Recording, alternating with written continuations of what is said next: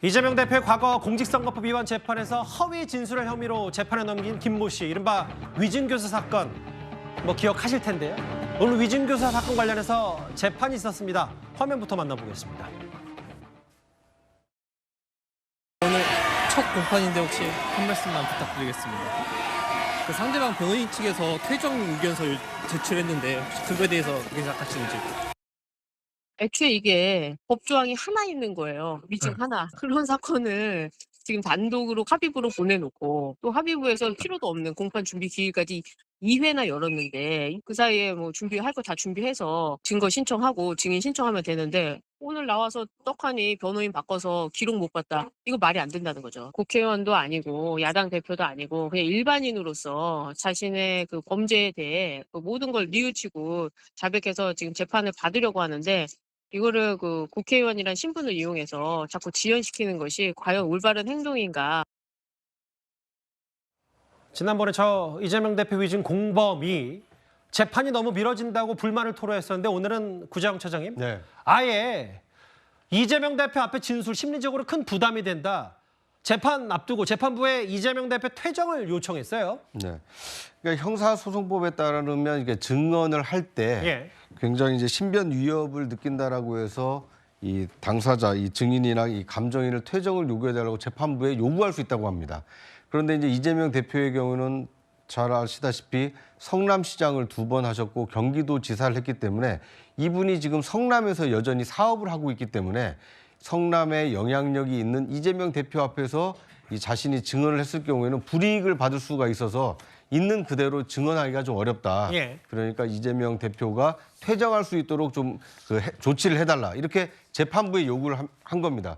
그러니까 자신이 진실을 밝힐 만큼의 용기는 있지만 이재명 대표 앞이라서 선뜻 얘기하기가 어려우니 이재명 대표 없이 증언하게 해달라 이렇게 요구를 한 것이고요. 그것은 형사소송법에 있는 것이기 때문에 이 재판정이 받아들이면 이재명 대표가 퇴정한 상태에서 이 증언을 할 수 있다고 합니다.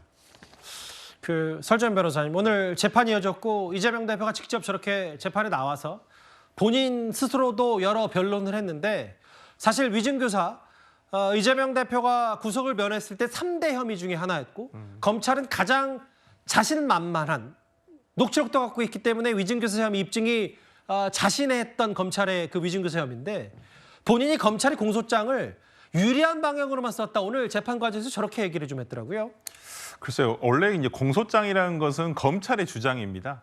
거기에 반해서 예를 들어서 변호의 의견서라든지 피고인 측에서 얘기할 수 있는 것들에 대해서는 또 의견서를 형태로 해서 법정에 제출하면 되는 것이고요. 근데 그것을 검찰의 입장에서 쓰는 것이 아니고 그럼 어디 입장에 써야 되는 건지 그 부분은 제가 이해할 수는 없는 부분이고 피고인 입장에서 보면 당연히 공소장이라는 것은 본인에게 불리하게끔 작성된 것은 사실이죠. 왜 그러냐면 검찰이 주장하는 내용은 유죄를 해달라라는 것이기 때문에 저는 그런 부분에 대해서 이재명 대표 측에서 이제 얘기는 충분히 할 수 있다라고 저는 생각을 합니다만은 당연히 그것은 검찰의 공소장이라는 것이 가지는 원래 본연적인 성격이기 때문에 저는 그런 부분에 대해서는 추후에 본인이 증인 신청이라든지 아니 증인 신문을 통해서 반증을 하면 되는 부분이라서 저는 이 부분과 관련해 가지고는 위증이냐 아니냐 그리고 가장 당사자인 이 김모 씨라는 분의 어떤 증언 등이 가장 중요한 것이 아닐까라는 생각을 해봅니다.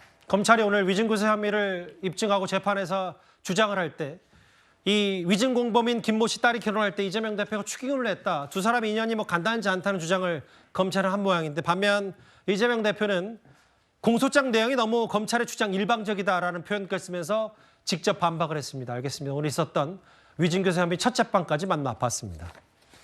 지금까지 들어온 여러분들의 목소리를 만나볼 차례입니다. 첫 번째 댓글입니다. 한동훈 위원장이 사퇴하면 대안이 있습니까? 아마 대통령실에 따져 묻는 듯한 비판 목소리도 있는 것 같고요. 21세기에 이게 영린이냐, 국민의 왕이다. 다소 대통령실의 행태에 대해서 비판적인 목소리가 동시에 나온 것 같아요.